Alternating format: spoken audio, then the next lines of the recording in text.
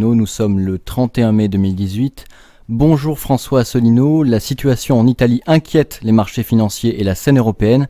Quelle est votre analyse ?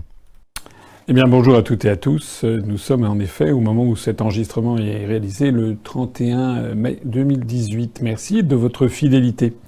Alors effectivement, le premier sujet qui domine vraiment tous les autres, c'est ce qui se passe en Italie, parce que ça peut avoir des répercussions tout à fait historiques sur l'avenir de l'euro, l'avenir de l'Union européenne et l'avenir de la situation sur l'ensemble du continent européen et même au-delà.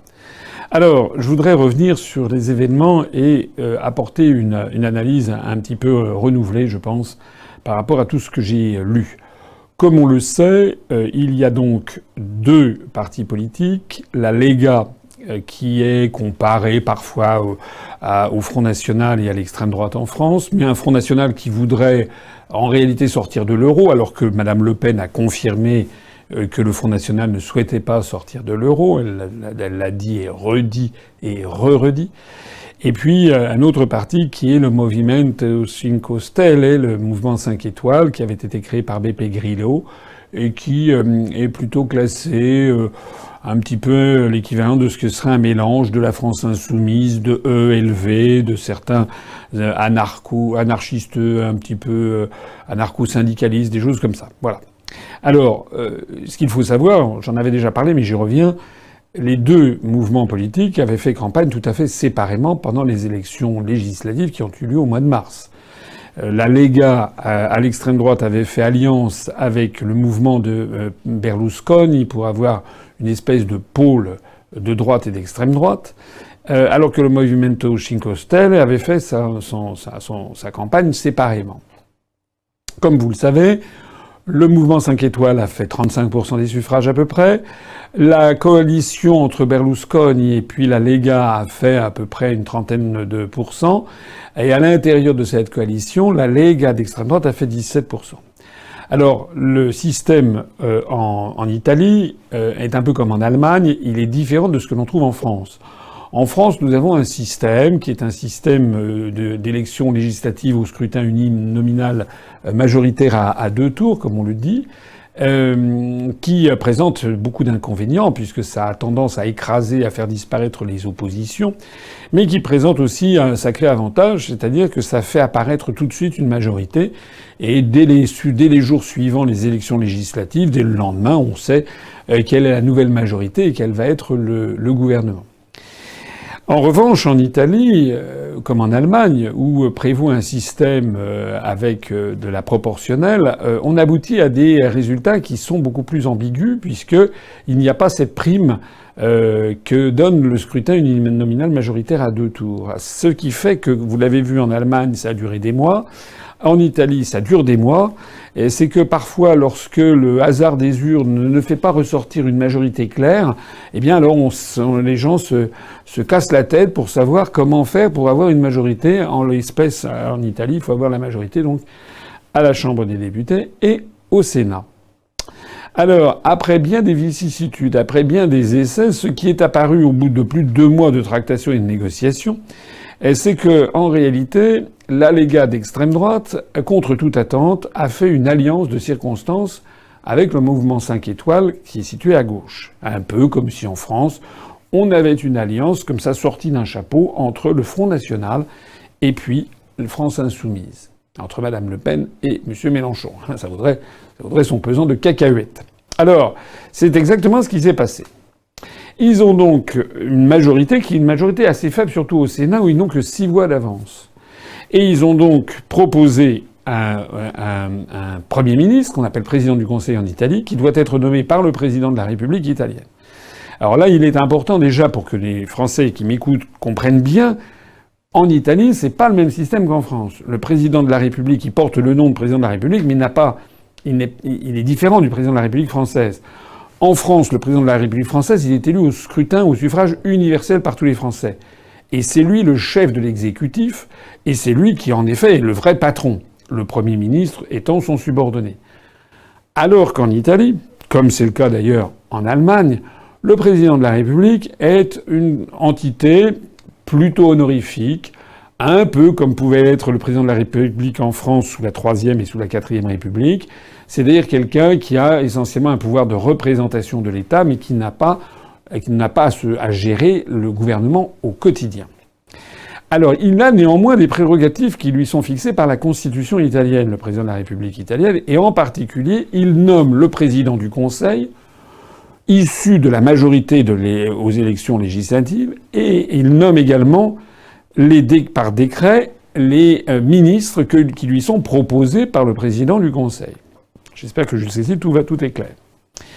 C'est d'ailleurs au passage, on notera que c'est à peu près le même système qu'en France pour le coup, puisque en France aussi, le président de la République nomme, par un décret du président de la République, il nomme le Premier ministre, et ensuite c'est le Premier ministre qui vient le voir pour lui proposer la formation d'un gouvernement, et les ministres qui sont nommés par décret, c'est exactement la même chose, c'est exactement ce qui s'était passé.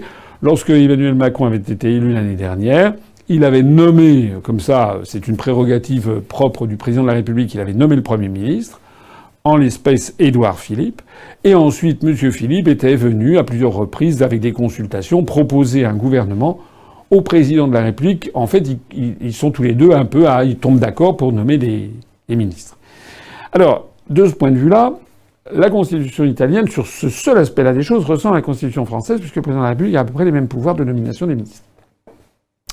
Alors, qu'est-ce qui s'est passé? Il s'est passé d'abord que le président de la République italienne, qui est un monsieur qui a une autorité un peu morale, c'est le premier président de la République italienne, issu de Sicile d'ailleurs, monsieur Sergio Mattarella, il a essayé d'exercer son mandat comme il pensait devoir le faire, et finalement, lorsqu'il y a eu l'entente entre le mouvement 5 étoiles et la Lega, et que le représentant du mouvement 5 étoiles, qui est jeune, qui a 38 ans, je crois, monsieur Di Maio, et le représentant, enfin le patron de la Lega, M. Salvini, sont convenus de lui proposer un nom comme président du Conseil, qui était ce Giuseppe Conte dont j'ai parlé l'autre jour, je crois, et qui a 53 ans, qui était un avocat, mais que personne ne connaissait, qui était une espèce de...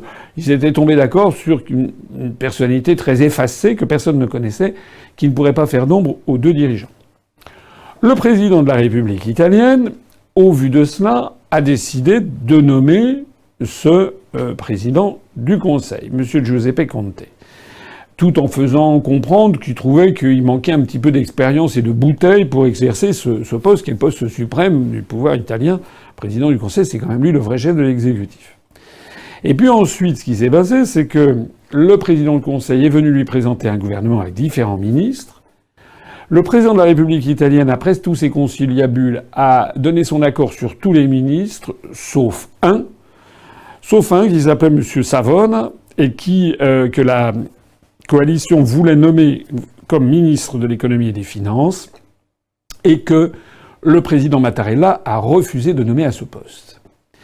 Et comme il a refusé de nommer à ce poste, et comme les dirigeants de la Lega et du mouvement 5 étoiles n'ont pas présenté un autre nom à la place de M. Savona, eh bien, il y avait une situation de blocage. Le président du Conseil, qui avait été nommé 2 jours avant, 3 jours avant, M. Conte, a jeté l'éponge, il a démissionné. Et à ce moment-là, M. Mattarella a fait une déclaration à la presse. Et puis dans la foulée, il a nommé un nouveau président du Conseil, M. Cottarelli, qui lui est réputé pour être un partisan de l'austérité, qui a blanchi sous le harnais du Fonds monétaire international. Alors pourquoi là il faut vraiment être très précis, je crois, et je vais prendre le contre-pied d'un certain nombre de choses que j'ai entendues. J'ai entendu certains qui disaient que j'ai vu que Mme Le Pen, qui n'est jamais à une outrance près à parler de coup d'État. J'ai vu qu'il y a également M. Sapir, je crois, qui a parlé de coup d'État et qui a ressorti un écrit d'un livre de 1952, dans lequel un constitutionnaliste italien de l'époque avait dit que le président du Conseil ne pouvait pas choisir les ministres. Alors moi, je ne suis pas d'accord avec ça. Je pense qu'il n'y a pas eu de coup d'État. Et pourquoi je peux dire ça ? Parce que la Constitution italienne donne au président de la République italienne le pouvoir de signature de nommer par décret.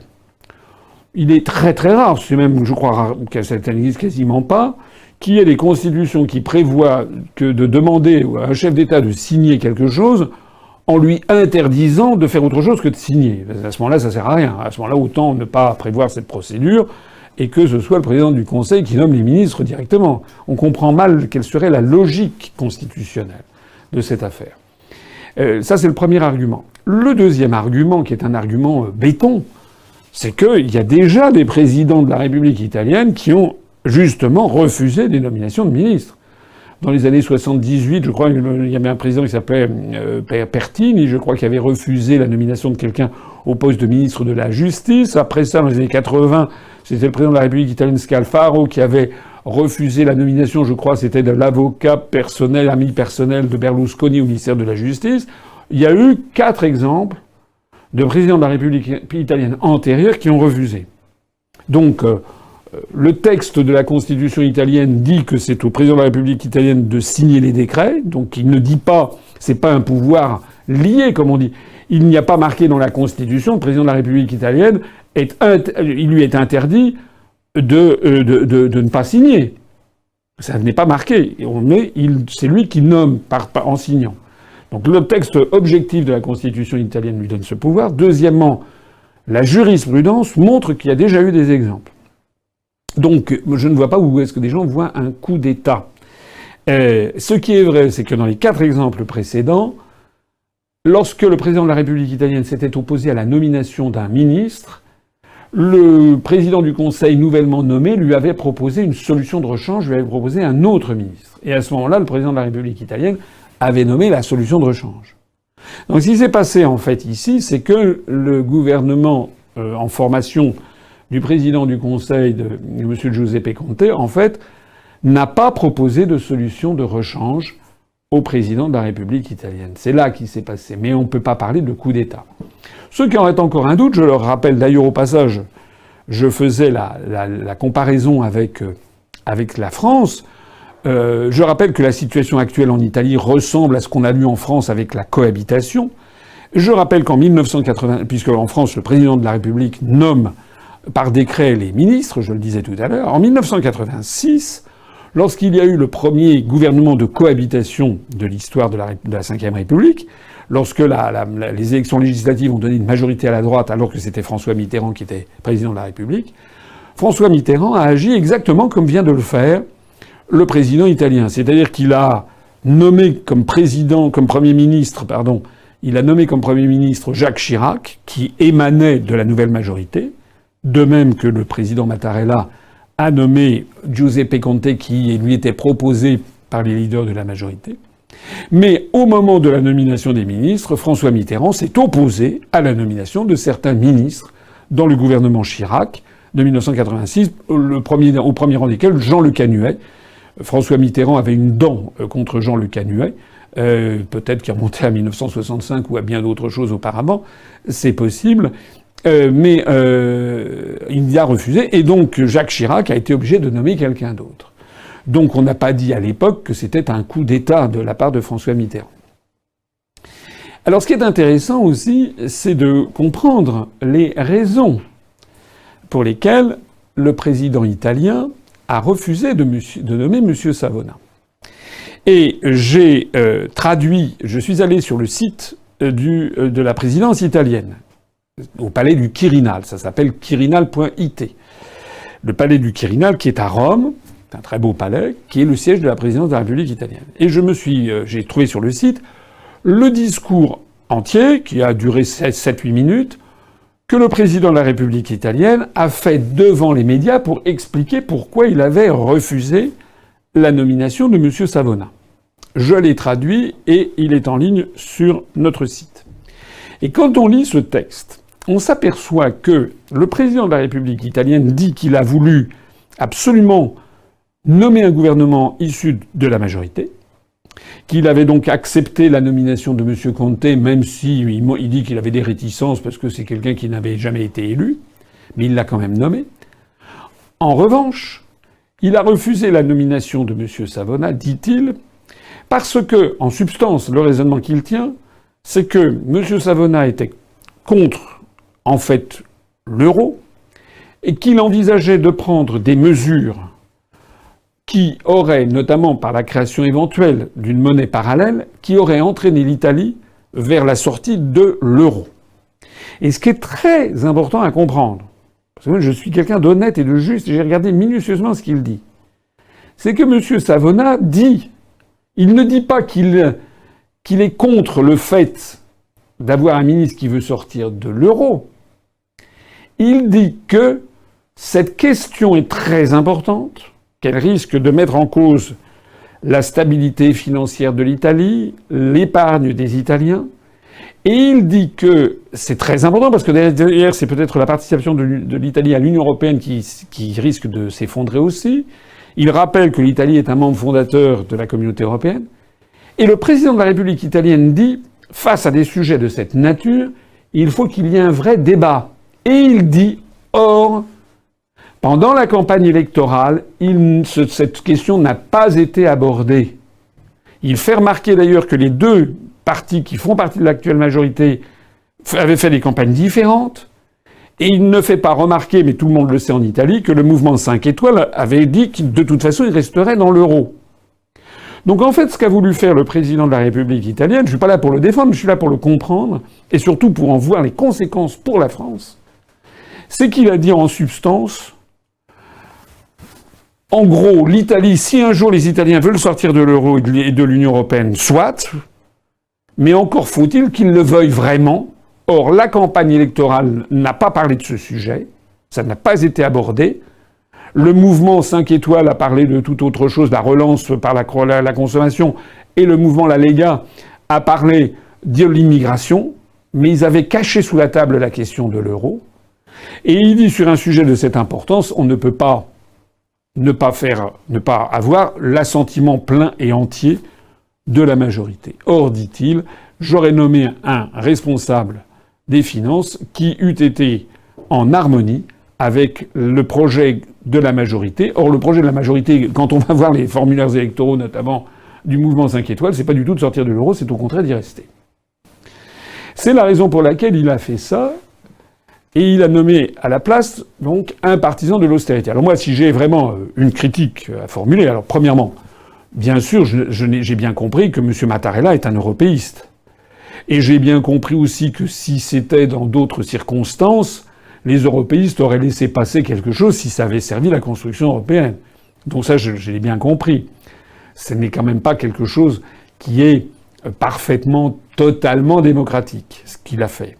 Mais du point de vue constitutionnel, et j'allais même dire du point de vue de la morale politique, j'estime que ce qu'a fait le président de la République italienne mérite quand même que l'on regarde ça de près et qu'on en tire les conséquences. Parce que finalement, ce qu'il a dit, il a condamné l'alter-européisme, il a condamné l'hypocrisie, il a condamné tous ceux, et on en connaît en France, qui ne veulent pas parler de ces sujets dans l'opposition. J'ai déjà eu l'occasion récemment d'en parler, je voudrais y revenir. Je m'adresse ici, parmi les gens qui m'écoutent, aux partisans de Madame Le Pen, du Front National, aux partisans de M. Dupont-Aignan, de Debout la France, aux partisans de M. Mélenchon et de la France Insoumise. J'en connais beaucoup. J'en vois dans la rue, je discute avec des gens, et des gens qui me disent « oui, c'est très bien, mais en fait, vous n'êtes pas assez malin, il faut aller beaucoup plus malignement, il faut être beaucoup plus malin que ça. Il faut pas dire qu'on va sortir de l'euro, on va y aller petit à petit, puis après on le fera. » C'est parce que beaucoup de gens de France Insoumise croient d'ailleurs. Hein. Ils croient que non, on veut pas sortir, on dit qu'on veut pas sortir de l'Union européenne et de l'euro, mais une fois qu'on sera arrivé, on le fera.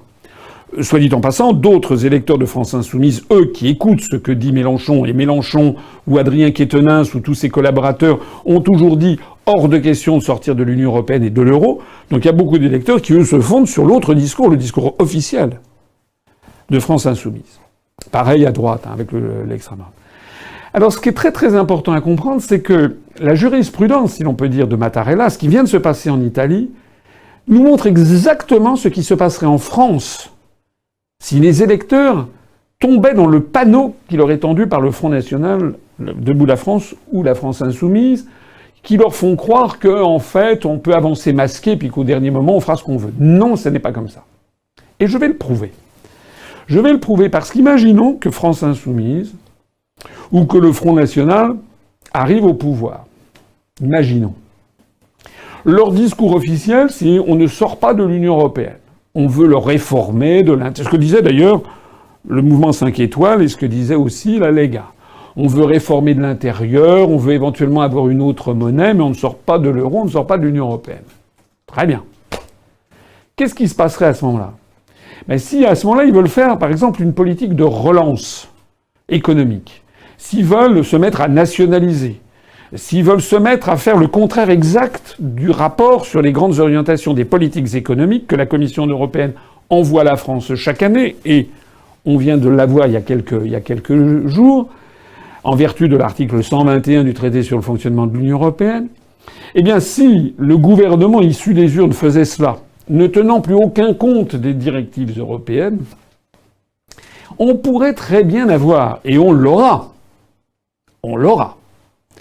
60 députés ou sénateurs français appartenant aux Républicains, au MoDem, à ELV, au Parti Socialiste, ou je ne sais pas, ou à En Marche, qui saisirait le Conseil constitutionnel français devant, par exemple, le projet de loi de finances budgétaire qui procéderait à une relance tous azimuts.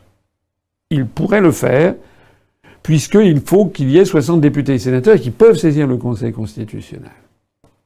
Or, le Conseil constitutionnel pourrait très bien réagir comme le fait M. Mattarella, c'est-à-dire dire « Je suis désolé, mais les dispositions que vous prenez, ou bien créer une monnaie parallèle, etc., ces dispositions ont pour effet de faire sortir la France de l'Union européenne et de l'euro. C'est le risque que vous prenez. » C'est ça que pourrait dire le Conseil constitutionnel. Et le Conseil constitutionnel pourrait ensuite dire « ça, c'est inconstitutionnel » parce que dans notre Constitution, il y a un article 88 et alinéa 1 qui a été modifié sous Nicolas Sarkozy, qui prévoit que la France fait partie de l'Union européenne. Donc ce projet de loi est anticonstitutionnel et donc il serait censuré. À ce moment-là, on imagine que M. Mélenchon, Mme Le Pen, M. Dupont-Aignan hurleraient au coup d'État, mais non! Ça ne serait pas un coup d'État, ça serait l'application rigoureuse de la Constitution d'une part, et des engagements électoraux d'autre part, parce que je suis certain que le Conseil constitutionnel non seulement dirait que c'est contraire à l'article 88 alinéa 1, mais le Conseil constitutionnel en France dirait exactement ce qu'a dit le président de la République italienne, c'est-à-dire, en plus, vous n'avez jamais fait campagne auprès de vos électeurs sur ces thèmes, vous avez dit au contraire que vous resteriez dans l'Union européenne et dans l'euro. Vous avez donc compris ce qui se passe est très important. C'est une formidable leçon de choses. Et en fait, c'est un coup de projecteur fantastique qui vient d'être porté sur les hypocrites des oppositions factices, ceux qui disent on va faire une autre Europe, on va faire un autre euro, on va hors de question de sortir de l'UE et de l'euro, mais on va tout modifier, c'est-à-dire des gens qui mentent. En réalité, sur des sujets de cette nature, et de ce point de vue-là, le président de la République italienne a raison, on ne peut pas faire ça dans l'ambiguïté. On ne peut pas faire en sorte que la France ou que l'Italie sortent de l'Union européenne comme ça, par une nuit sans lune, presque par hasard. Ça n'est pas possible. Il faut que ça soit fait de façon claire et nette. C'est d'ailleurs tout le problème qu'il y a au Royaume-Uni avec le Brexit. C'est que c'est un référendum qui a eu lieu, oui ou non, et les partisans du Brexit ont voté oui, majoritairement à 52%. Et là, il n'y a plus d'ambiguïté. Il n'y a pas d'ambiguïté sur la lecture du programme. C'est tout ce qui fait le problème des européistes au Royaume-Uni qui sont furieux, qui essaient de trouver d'autres situations, d'autres solutions pour essayer, là, le bruit en cours ces jours-ci, que Mme Theresa May, paraît-il, sans doute sous la pression de l'inénarrable George Soros, que Mme Theresa May serait en train de vouloir sortir, de reporter le Brexit peut-être à 2023. En attendant, ils sont très embêtés. Je voudrais terminer ce propos en vous renvoyant, pour ceux que ça intéresse, pour ceux qui ont le souci de ne pas être enfumés par la politique. Je renvoie toutes les personnes intéressées à ma conférence que j'ai faite il y a déjà depuis plusieurs années, ça fait au moins 3 ans, qui s'appelle « Le jour d'après ». Et moi, je dis dans « Le jour d'après », allez l'écouter. J'ai dit que la première chose que je ferais si j'étais élu président de la République, d'abord je serais élu sur un programme clair et net. Chez moi, il n'y a pas un autre euro, une autre Europe, etc. J'ai toujours expliqué que c'était impossible parce qu'il y a l'article 48 qui impose l'unanimité et que les changements ne pourraient être que cosmétiques et en tout cas certainement pas les changements voulus par le seul peuple français. Donc, j'ai toujours dit qu'il fallait sortir de l'Union européenne et de l'euro. Mais ce que j'ai dit aussi, allez voir cette conférence qui date d'il y a plusieurs années, vous allez voir que je suis fiable et constant dans mes analyses. J'ai dit que la première chose que je ferais étant élu, je ferai une réforme constitutionnelle par référendum. Je proposerai, la première chose que je ferai, c'est de proposer aux Français par référendum, dans le mois ou le mois et demi suivant mon élection, une réforme de la Constitution française. Et je proposerai aux Français, notamment, d'abroger cet article 88 alinéa 1 qui fait obligation à la France de faire partie de l'Union européenne. Parce que je n'oublie pas, par ailleurs, que l'article 50 du traité de l'Union européenne prévoit que tout État membre peut sortir de l'Union européenne conformément à ses règles constitutionnelles. Et donc, pour sortir de l'Union européenne, il faut effectivement que ça soit conforme aux règles constitutionnelles, donc il faut enlever ce verrou qui avait été imposé par Nicolas Sarkozy et ses conseillers il y a une dizaine d'années. Donc vous voyez bien toute la différence qu'il y a, et ça c'est une formidable leçon de choses, sur la scène politique française, la formidable différence qu'il y a entre l'UPR, mon programme présidentiel, et le blougui-blouga du Front National, de DLF, des France Insoumises, etc. Moi, ce que j'ai proposé aux Français depuis 11 ans, c'est quelque chose qui est extrêmement clair, extrêmement logique, et contre lequel le Conseil constitutionnel se casserait les dents. Parce que j'aurais été élu sur le programme clair et net de sortir de l'Union européenne et de l'euro, parce qu'ensuite j'aurais demandé aux Français de modifier la Constitution en abrogeant l'article qui nous fait imposition d'être dans l'Union européenne. On pourrait même d'ailleurs ajouter un article, je crois que je l'avais d'ailleurs précisé aussi, précisant que la monnaie de la République française est le franc. Et une fois que ceci aurait été intégré dans la Constitution française, eh bien, il n'y aurait plus aucun parlementaire, aucun député ni sénateur qui pourrait saisir le Conseil constitutionnel avec quelques risques de succès pour empêcher que la France sorte de l'Union européenne, puisque le Conseil constitutionnel serait quand même bien obligé d'appliquer le texte de la Constitution. Voilà ce que m'inspire cette affaire italienne.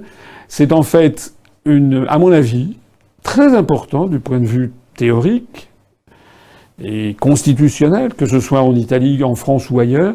C'est en fait très important parce que je pense que c'est le début de la fin de l'alter-européisme.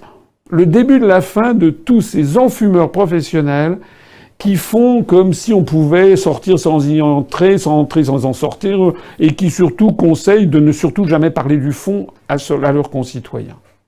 Tous ceux qui m'ont dit, oui, François Asselineau, c'est très bien, mais en fait, il est beaucoup trop franc, faut y aller masquer parce que les gens ne sont pas assez, les gens ont peur, les gens ne sont pas au courant, etc. J'ai toujours dit le contraire. J'ai dit que sur des sujets aussi graves que cela, il faut au contraire que les Français sachent exactement ce qu'ils veulent. Et ceci fait ressortir l'immense responsabilité de Madame Le Pen, de Monsieur Mélenchon, de Monsieur Dupont-Aignan, parce que si depuis des années, depuis 6 ans, 7 ans, 8 ans, 11 ans comme je le fais, tous, comme moi, avaient dit qu'il fallait sortir de l'euro, il y aurait beaucoup plus de Français aujourd'hui qui seraient favorables à la sortie de l'euro et qui n'auraient pas peur. C'est justement parce qu'ils se sont laissés aller à l'intimidation voulue par les autres et qu'ils ont dit « Ah non, non, on ne peut pas sortir de l'euro parce que ça fait peur aux Français », ce sont des petits raisonnements minables qui font que la situation dans laquelle nous sommes est actuellement une situation de blocage. En fait, c'est le même réflexe un petit peu minable qu'avait eu la Lega et qu'avait eu le mouvement 5 étoiles en Italie. Et le grand mérite, et je terminerai là-dessus, le grand mérite de la décision du président Mattarella, du président italien, c'est qu'il va y avoir de nouvelles élections. Parce que là, pour le coup, ce qu'il a fait qui n'est pas bien, c'est d'avoir nommé comme président du Conseil quelqu'un qui est ouvertement contre la grande majorité de ce que souhaitaient les Italiens. Donc c'est une espèce de provocation, à se demander même s'il n'a pas voulu justement provoquer des élections anticipées. Mais il va donc y avoir très probablement, à moins qu'il y ait encore une autre surprise à l'italienne, c'est la commedia dell'arte, hein, l'Italie, il peut y avoir encore des surprises. Mais a priori, aujourd'hui où je parle, tout le monde avait l'air de penser qu'on s'orientait vers de nouvelles élections à court terme en Italie. Et normalement, la décision qu'il a prise va forcer les partis italiens, et en particulier le mouvement 5 étoiles et la Lega, va forcer à les sortir du bois et à expliquer à leurs compatriotes les raisons pour lesquelles on ne peut plus tergiverser, on ne peut plus faire ça comme ça de façon discrète, subreptice, camouflée, les raisons pour lesquelles l'Italie doit absolument sortir de l'euro. Et en effet, je suis d'accord avec eux, l'Italie doit sortir de l'euro, sinon l'industrie italienne va finir par être complètement détruite à court terme.